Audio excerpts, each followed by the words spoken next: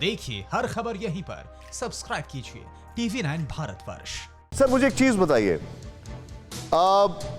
क्या वजह हो सकती है जब कोरोना क्राइसिस चल रही है, जब पूरी दुनिया इस चीज से ग्रस्त है, चीन में सेकेंड वेव आ गई है, उस दरमियान चीन अलग अलग फ्रंट हमारे साथ खोलता जा रहा है। यह अपने आप में एक हैरान करने वाली बात है।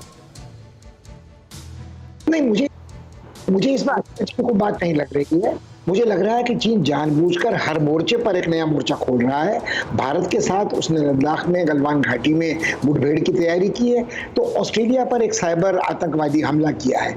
उसने चुनौती दी है इंग्लैंड को कि यदि तुमने हांगकांग वालों को शरण लेने के लिए वहां आना दिया तो इसके परिणाम अच्छे नहीं होंगे।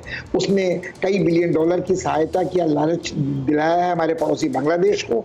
मुझे लगता है मैं बात वहां पर लौटाना चाहूंगा जहां मुनी साहब बात कर रहे थे। वो बिल्कुल सही कह रहे थे कि कहीं ना कहीं हमने धोखा एक बार फिर खाया है। ऐसा नहीं हुआ है कि 15 जून के पहले वहां कुछ नहीं था और एक ही रात में सारी चीनियों का जमघट वहां हो गया। बिल्कुल भारतीय सैनिकों ने अपनी शहादत से अपने साधारण शौर्य का परिचय दिया है, अपना सर्वोच्च शहादत वहां दी है, देश के सम्मान की रक्षा की है। जनरल साहब फरमा रहे थे अपनी पलटन के सम्मान की रक्षा की है। मगर देखिए, कुल मिलाकर हम ये न भूलें कि हम कुछ भी कहें कि हमारे एक एक ने उनके 10-10 मार गिराए, मगर अंत में जो परसों प्रधानमंत्री का बयान था वो कुछ इस तरह का था कि कोई घुसपैठी नहीं हुई है, कोई कब्जे में ही नहीं आया है, कोई युद्धबंदी नहीं लिया गया है। और आज हम ये कहते हैं कि हमने उनके कर्नल को भी बंदी बनाया था, हमने इतने लोगों की रीढ़ या गर्दन की हड्डी तोड़ी। तो कहीं ना कहीं दोनों पक्ष अपना अपना प्रचार करते रहेंगे और अपनी विश्वसनीयता बनाए रखने के लिए, देश की एकता और मनोबल को ऊंचा रखने के लिए ये जरूरी है कि विश्वसनीयता में कमी ना आए। हम ये न भूलें कि चीन हमसे थोड़ा अधिक आबादी वाला देश है, ज्यादा खुखार देश है, ज्यादा छली कपटी देश है, जनतांत्रिक देश नहीं है, पारमाणविक शक्ति संपन्न है, सुरक्षा परिषद का स्थायी सदस्य है। उसके आतंक में हमारे बहुत सारे पड़ोसी दबाव में हैं। मुनी साहब यहाँ बैठे हैं, इनसे रहते मैं क्या कहूँ नेपाल के बारे में। नेपाल के साथ हमारे संबंध अद्भुत और मैत्रीपूर्ण रहे हैं, मगर उनको किसी एक हद तक प्रदूषित करने का काम चीन कर चुका है। ये काम उसने श्रीलंका में किया है। चीन चुप बैठने वाला नहीं है। हम अब तक सिर्फ एक मुठभेड़ की बात कर रहे हैं जो 15 जून को बिहार रेजिमेंट ने उनको सबक सिखाया, मगर क्या चीन चुपचाप इसे बर्दाश्त करेगा? क्या वो और मोर्चों पर दबाव डालने की कोशिश नहीं करेगा? क्या वो खाली कर सीधा बीजिंग तक लौट जाएगा? क्या तिब्बत के इस बर्फीले पठार में चीन का नामो निशान उसे एक मुठभेड़ के बाद नहीं रहेगा? ये बात मुझे बहुत सर, आपने जो पॉइंट रखे हैं बड़े वैलिड पॉइंट है पुष्पेश सर, कि चीन हर चीज में आप एक एलिमेंट ऑफ सरप्राइज लेकर आता है, हर चीज में। RSN सिंह सर, मैंने देख लिया, मैं आपके पास आ रहा हूं।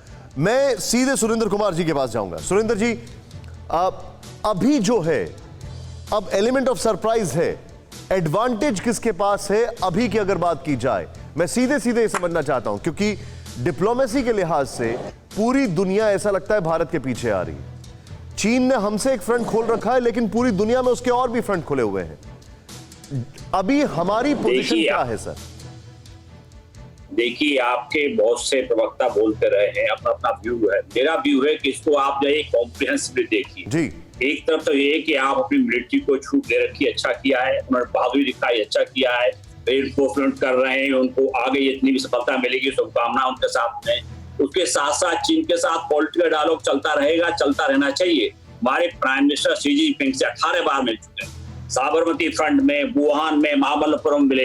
ये पर्सनल केमिस्ट्री का फायदा क्या है? ये होना चाहिए कि प्राइम मिनिस्टर फोन उठा करके प्रेसिडेंट कह सकें कॉल इट ऑफ, ये आप कह रहे हैं गलत कर रहे हैं, ये मत करिए। लेकिन सर, लाइक माइंडेड कंट्री है सर, ये बहुत बड़ी बात है, आपने बहुत बड़ी बात की है। क्या आप ये एडवोकेट करते हैं कि जो हमने पाकिस्तान के साथ किया अब चीन के साथ करने का वक्त आ गया है? No talks till you mend your ways. मैंने बिल्कुल नहीं कहा, मैं तो कह रहा हूँ पॉलिटिकल डायलॉग चलना रही है। मैं तो कह रहा हूँ पॉलिटिकल डायलॉग, आपकी पर्सनल केमिस्ट्री 18 बार मिलने का और 3 बार वुहान जैसी समिट करने का फायदा क्या है? ये रिलेशनशिप इतने इनफॉर्मल होने चाहिए कि आप फोन उठा कह सकते हैं Xi Jinping my friend, call it of. This is not done. And secondly, आप देखिए हमारा इकोनॉमिक रिलेशनशिप, पॉलिटिकल रिलेशनशिप है। आप लाइक माइंडेड कंट्री USA है, जापान है, ऑस्ट्रेलिया है, वियतनाम की कंट्री, उनके साथ अपना और अच्छा सदस्य बनाएंगे। तीसरा है कि देखिए चाइना बिहेव करता है जैसे इस स्कूल में कोई बुली होता है। ये बुली आपको डराता है, आप डरेंगे तो और डराएगा। आप उसने एक तमाचा मारा, आपने तमाचा मारा तो उसको डर जाएगा। हमें उनकी डिटरेंट ऐसा क्रिएट करना पड़ेगा। सर, आप जो बता रहे हैं सुरेंद्र जी, मैं अभी आपकी बात को थोड़ा सा आगे बढ़ा रहा हूं, आगे से थोड़ा सा आगे बढ़ा रहा हूं। मेरे पास एक बड़ी खबर आ रही है। TV9 Network, 6 languages, Hindi, English, Telugu, Kannada, Marathi and Gujarati. 56 crore impressions.